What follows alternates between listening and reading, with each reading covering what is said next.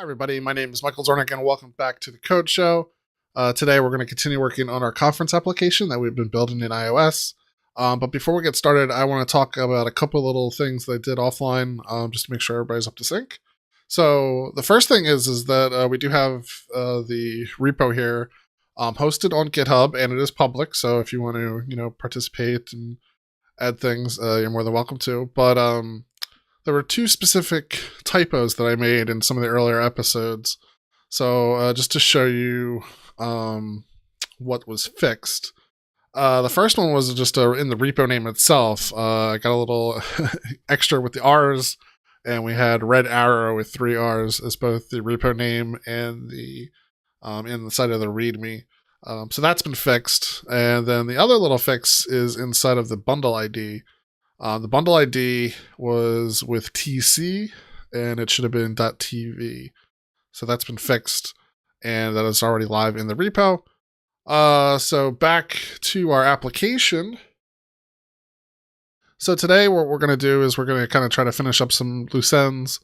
In the middle here, you see our design that we worked on episode 1 or 2, where we basically came up with a very simple app execution plan. And on the right in our simulator, you see our current implementation, which is not that bad. The main current problem is the section section titles. We're basically displaying the date, the start date for that section group, but unfortunately it's in this kind of very military style time in GMT, so it's like +000. And what we want to change those to the more human Tuesday at 1 p.m., Tuesday at 2 p.m., that kind of thing. The other thing that we're going to try to fix is the selection. So right now, this table view allows selection, and we don't really do anything with that selection. And so I think we should turn it off. So we're going to do those two things, and then we're going to talk a little bit about the future of the series and what's next. So to get us started, we want to transform the date into a more stylized date. And to do that, we're going to use an object called the DateFormatter provided by Apple. And this is a simple object that basically can take a date and build a string representation of that date, or go the reverse, where it takes in the string representation and actually produces a date object. So the way we're going to do this is we're actually going to do it through the view model. So, in our design pattern so far, we're kind of using this view model to kind of abstract the data visualization needs of the view controller, just kind of another way to kind of separate responsibilities. And so right now this thing is building groups and doing stuff like that. What I would like to do is add a property to hold a date formatter, and then we can expose that date formatter so people using the view model can use it. So I'm going to come under here, and so we're going to create a new property, and we're going to call it date formatter, and it's going to be of type NS date. Actually, formatter. We can drop the NS. That's actually an old school thing. Date formatter is perfectly fine now and so forth. And to assign this, what we're going to do is we're going to assign it with a closure. And what this allows us to do is basically have a chunk of code that will build the date formatter, can set up all its configurations, and then return it. And that return value is going to be what is used by the property. So I'm just going to put this in here. So we're going to say let formatter equal date formatter. And I'll just type in our return at the bottom here. So when you're working with your date formatters, there's a lot of different ways to approach it. The best way, generally speaking, is to use Apple's default configurations. And so a date formatter can display both date and time. And so Apple gives you an enum that lets you kind of describe how you want the date to look and how you want the time to look. And the way you typically deal with that is you tell the formatter that its date style should be something specific. Like, here, I'll hit escape and we should be able to see them all. So you got none, medium, long, full, short, and these will all give you different styles to come back. So I'll just say short for now, and then I'll say formatter time, not time zone, time style, and I'll do short for that as well. In our final one, we want something custom, but I want to show you how this works because what's nice about this is that if you use Apple's built-in styles, when it comes to time to translate things, this will automatically get translated into the user's default locale, so it'll look appropriate for European date or some other, any other region. Now we want to actually use it, so I'm going to come in here, and inside of the view controller, you can see that for the title, for header and section, we historically were just returning the section.date.description. Instead, we would like to use the view model, and we're going to ask it for its date formatter, and then we're going to ask it for its string from date, and the date is going to come from the section.date. All right, cool. So with that done, we'll hit stop and we'll hit play.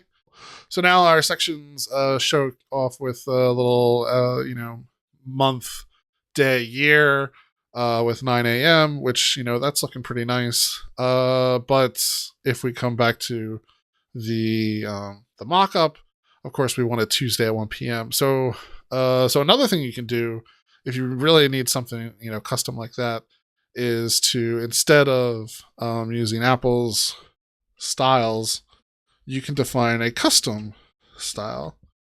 Grab that from my notes over here. So we got formatter.dateFormat, and then we give it a string with a bunch of tokens. If you want to look for these tokens, there's a great site you can check out. Yeah, so here's the website. It's nsdateformatter.com. This is run by Ben, who helps run the NS Screencast, which is a very similar style event here. And what this does is kind of lets you kind of play around with giving a different format string and kind of seeing what the output is. And so if you ever want to kind of experiment with things, this is definitely a great website to do it. For us specifically, I'm going to be looking for something like this.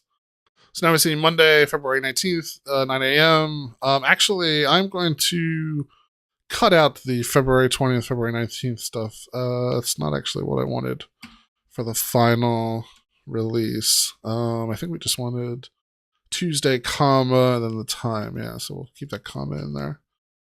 So let's stop and play. Of course, the other great thing to do would be to play around with this instead of like a playground.